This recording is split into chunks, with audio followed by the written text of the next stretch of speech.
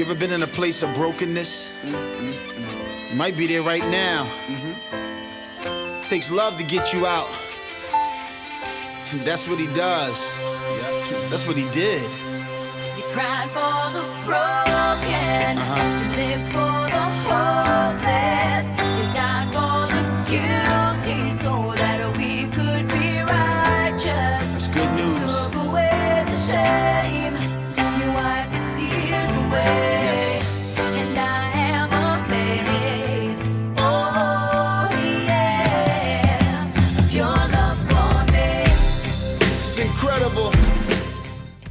In Matthew chapter 11, starting with verse 28, Jesus is teaching and he begins to ask the people there, he begins to ask them very simple questions, and he says things like this. He says, are you tired?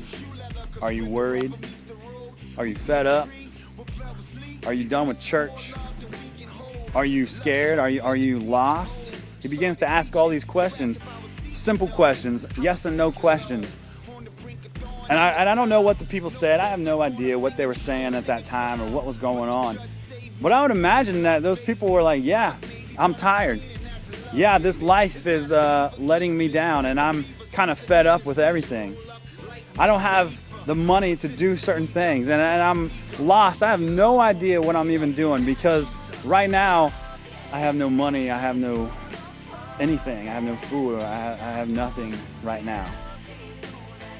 And I want to ask you right now, as you watch this video, what's weighing you down? What's hurting you? Are you tired? Are you scared? Are you worried about your kids? Are you worried about your finances, about food, or what's next, or where you're going to be taken next in your life? Are you worried about these things? And I don't know, but I'm going to just bet to say the answer to most of those questions are yes. The answer to most of those things is yes, I am. I'm completely scared. And I'm extremely tired.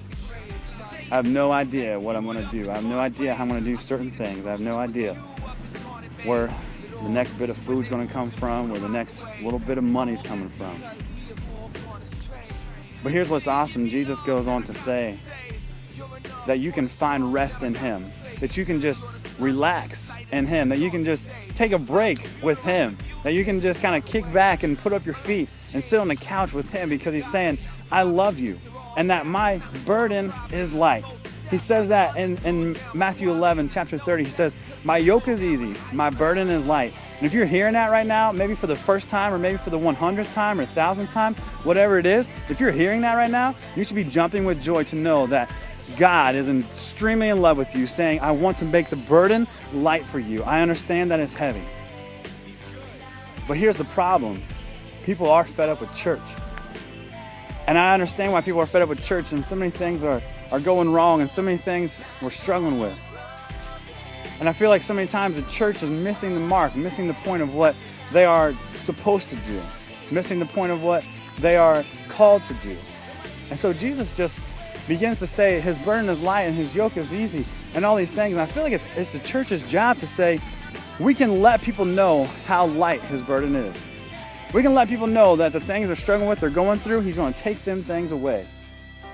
And so what we've done is we just kind of decided that we're going to do that. We're going to try to love people through him.